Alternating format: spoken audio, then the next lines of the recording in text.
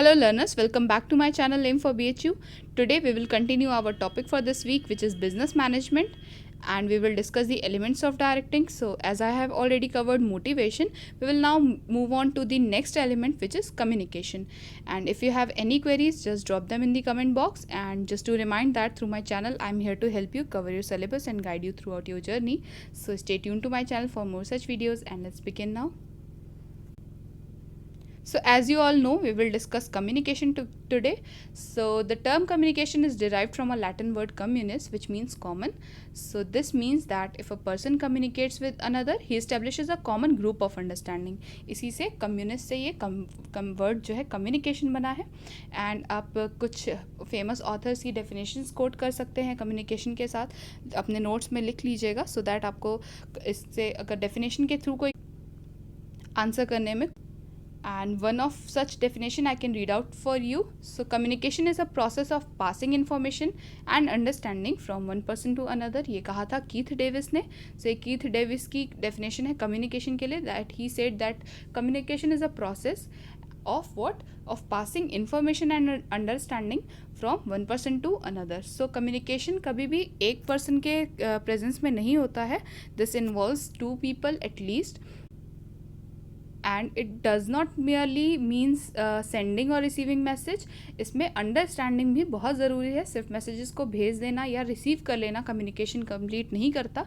Communication का process तब complete होता है when the message that has been communicated it has been understood in the same meaning as was intended to. ठीक है, तो communication के लिए in simple terms, communication means the process of passing information and understanding from one person to another.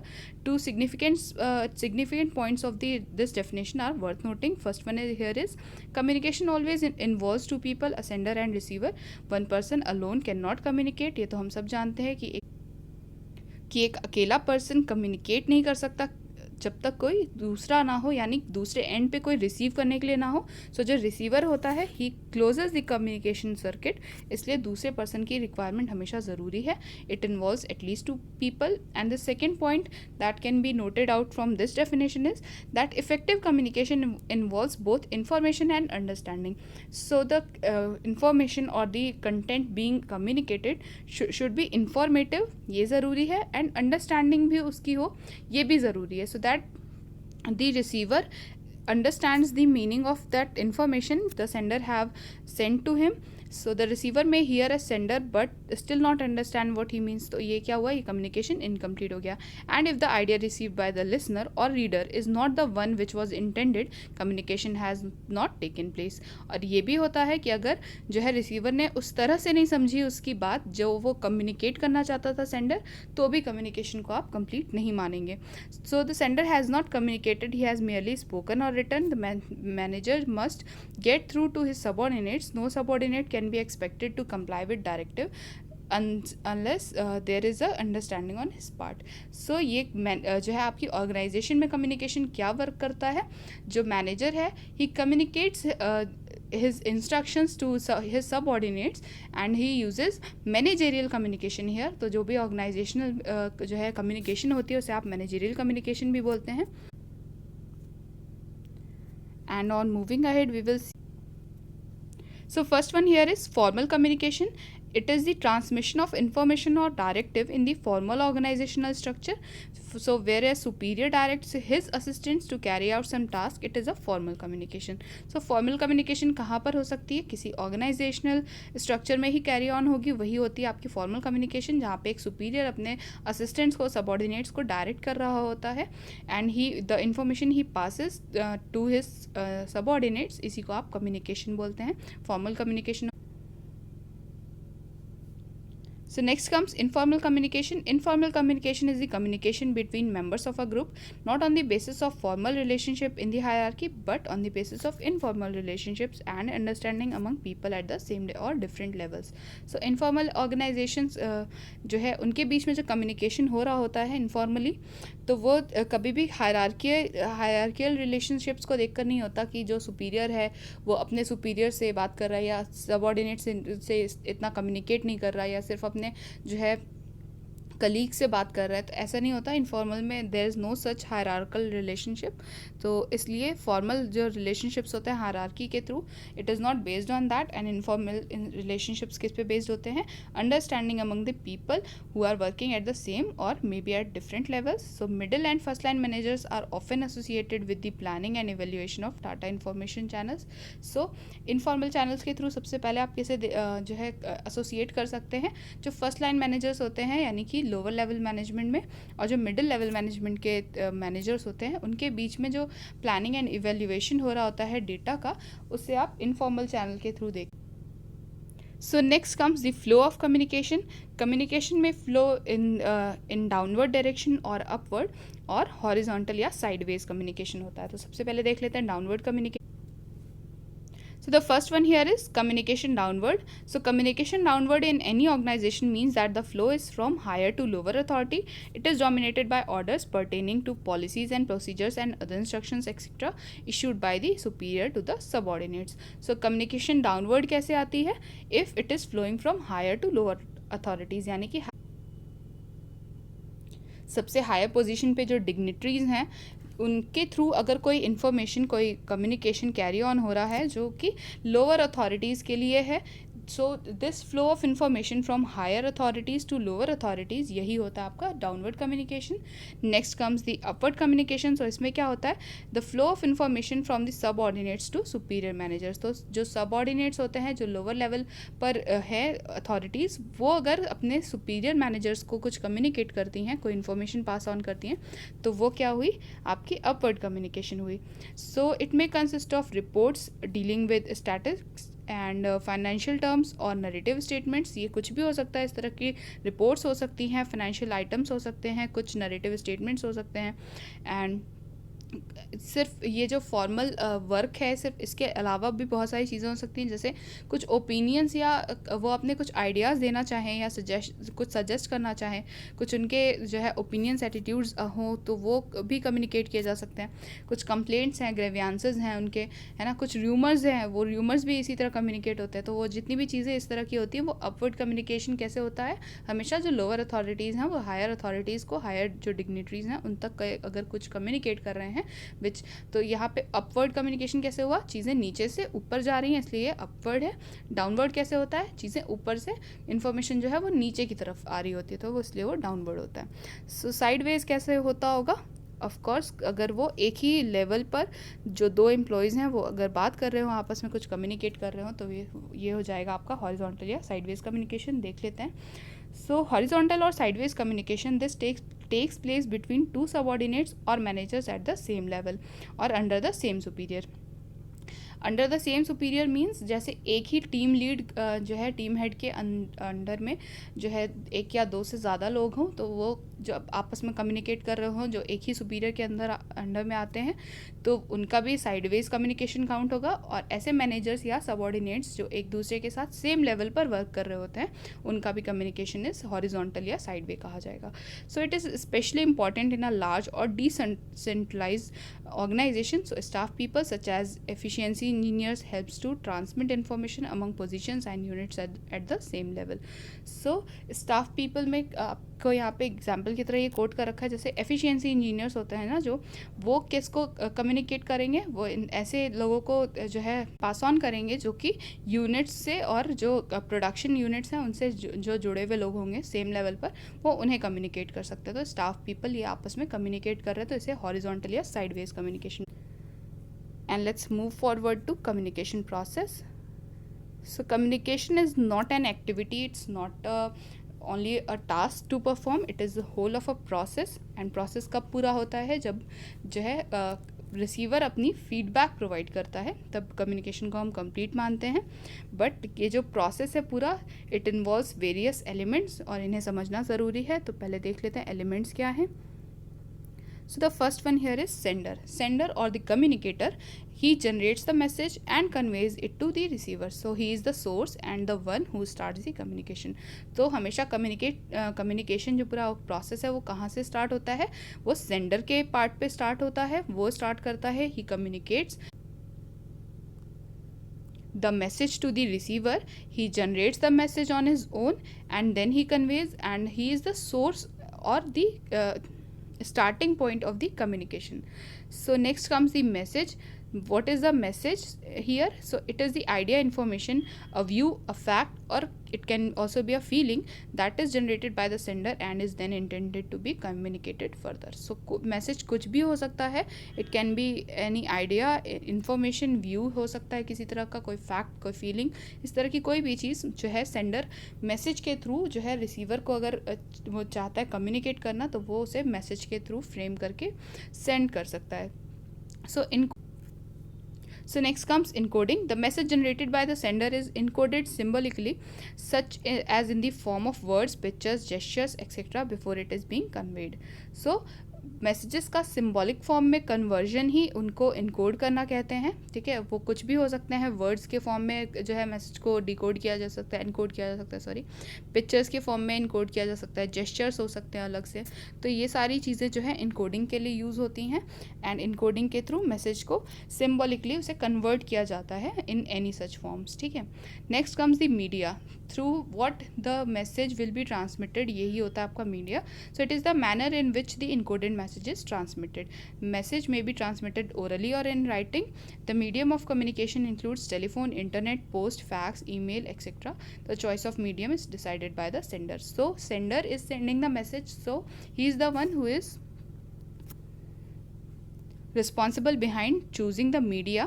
So sender ही हमेशा ये choose करता है कि वो किस मीडियम के थ्रू भेजने वाला है अपने जो है मैसेज को. तो वो कुछ भी हो सकता है, आपका टेलीफोन हो सकता है, इंटरनेट है, पोस्ट, फैक्स, ईमेल, कुछ भी जो है वो किसी भी तरह की जो है मीडियम को यूज. मीडिया ही ऐसी चीज़ होती है जिसके थ्रू कम्युनिकेशन जो है ना, जो मैसेज कम्युनिकेट करना है, that flows from sender towards receiver. ठीक है, next comes decoding. So it is the process of converting the symbols encoded by the sender after decoding the message is received by the receiver. So decoding के time पे क्या होता है, जो कि encoding में हुआ होता है उसका ऑपोजिट, यानी कि converting the symbols into again the message. ठीक है, तो ये सारी जो प्रोसेसेस होती हैं ये रिसीविंग से पहले होती हैं and the message is received by the receiver after decoding. So जिस तरह से सिम्बल्स में इनकोड किया गया होता है, सेंडर ने भेजने से पहले इनकोड किया होता है, उसी तरह से डिकोड किया जाता है and then the receiver receives the message. So next comes receive. So receiver is the person who is in last of the chain but for whom the message was sent by the sender. Once the receiver receives the message and understands it in the proper perspective and acts according to the message, only then the purpose of communication is successful. So जो communication process होता है उस chain में lastly कौन exist करता है, आपका receiver, but he is the person for whom the message was send bye the sender. And एक बार जब रिसीवर को मैसेज जो है मिल जाता है and he understands the message in the same manner that was intended by the sender, so तभी आपके कम्युनिकेशन प्रोसेस को सक्सेसफुल या कंप्लीट माना जाता है. ठीक है, next comes feedback. Once the receiver confirms to the sender that he has received the message and understood it, the process of communication is complete. So receiver का यही बताना कि उसे मैसेज मिल चुका है और वो समझता है कि क्या भेजा गया था उसके लिए इन्फॉर्मेशन, तो यही आपका फीडबैक होता है and this completes the whole communication process. तो फीडबैक का होना बहुत ज़रूरी है. And another element is noise. So what is noise here? So it refers to any obstruction that is caused by the sender, message और receiver during the process of communication. So ये किसी के भी पार्ट पे हो सकता है इसे सेंडर की वजह से जो है नॉइज़ क्रिएट हो रहा हो, या मैसेज के थ्रू, या रिसीवर की वजह से भी हो सकता है during the process of communication. जैसे बैड टेलीफोन कनेक्शन, ये एक नॉइज़ हुआ. ठीक है, फॉल्टी इनकोडिंग, कोई भी ऐसी चीज़ जिसकी वजह से मैसेज के पूरे जो कम्युनिकेशन हो रहा है उसमें कोई ऑब्स्ट्रक्शन आ रहा हो, हर वो चीज़ नॉइज़ है. जिस तरह से जैसे फॉल्टी इनकोडिंग, अगर मैसेज को इनकोड करते वक्त ही कुछ जो है फॉल्टी इनकोडिंग हो जाती है तो मैसेज जो है अपनी रियल एसेंस, रियल मीनिंग खो देगा, है ना. फॉल्टी डिकोडिंग भी हो सकता है. इनअटेंटिव रिसीवर, या फिर जो आपका रिसीवर है he can not understand the message completely, ये किसी भी वजह से हो सकता है, प्रिजुडाइज या इनअप्रोप्रिएट जेस्चर्स वगैरह की वजह से. तो नॉइज़ क्या होता है, कोई भी ऑब्स्ट्रक्शन जो है पूरे कम्युनिकेशन प्रोसेस के टाइम पर अराइज होता है on its own. So next comes barriers to communication.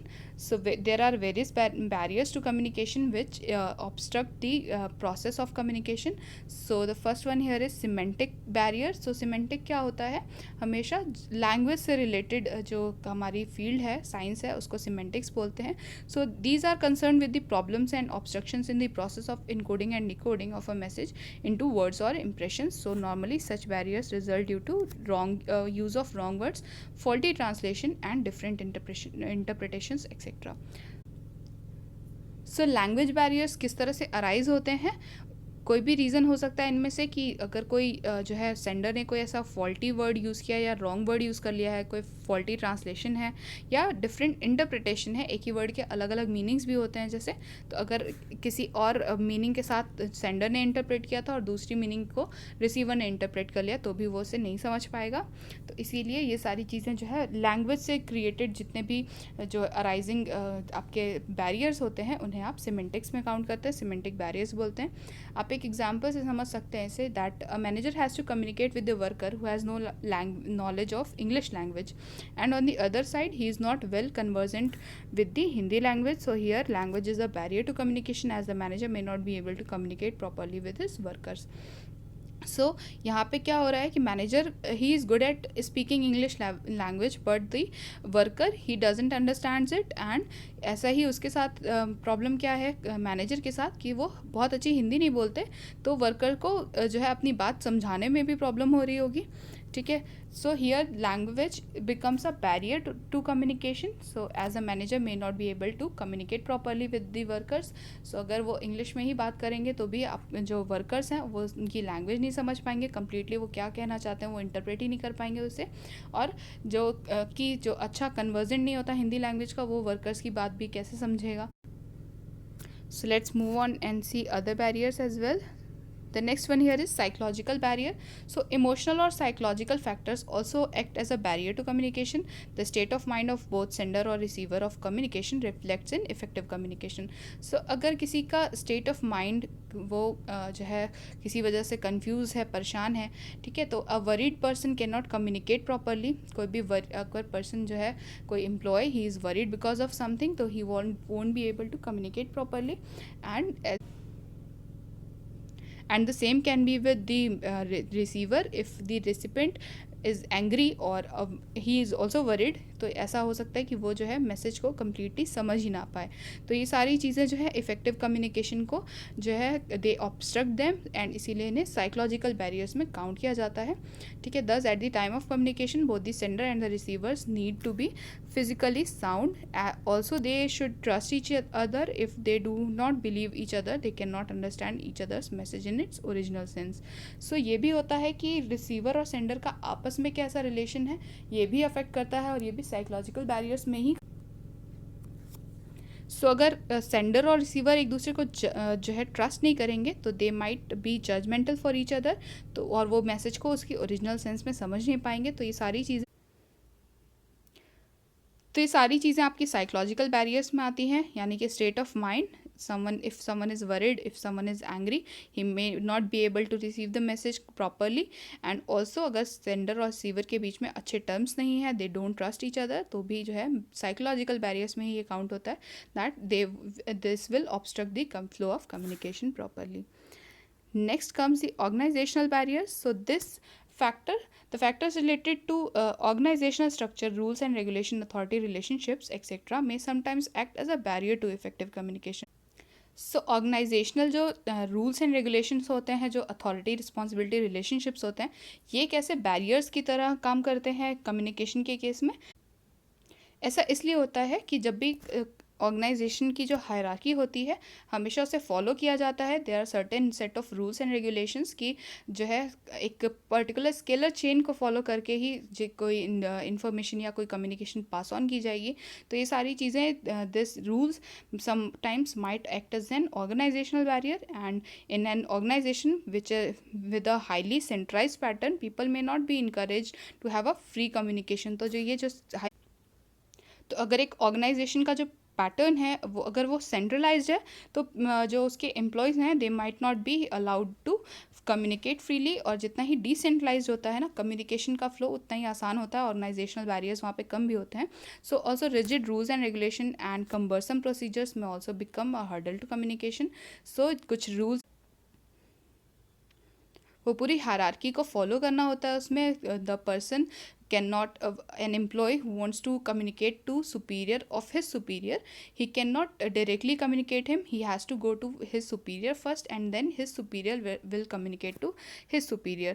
So इस तरह की चीज़ें जो होती हैं rigid rules हैं and regulations, और कुछ जो procedures अगर हैं भी communicate करने के लिए, तो they are so cumbersome that this becomes a hurdle to communicate. So organizational जो आपकी authority responsibility relationships हैं, rules regulations हैं, ये भी कभी कभी बैरियर्स की तरह एक्ट करते हैं कम्युनिकेशन के लिए.